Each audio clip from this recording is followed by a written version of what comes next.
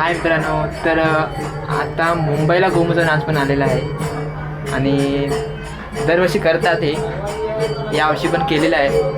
तुम्हाला मी दाखवतो व्हिडिओ. आता ते चालू आहे, इथून नंतर आमच्याकडे येतील, ती पण दाखवतो व्हिडिओ मी कशी असते दाखवतो मी. या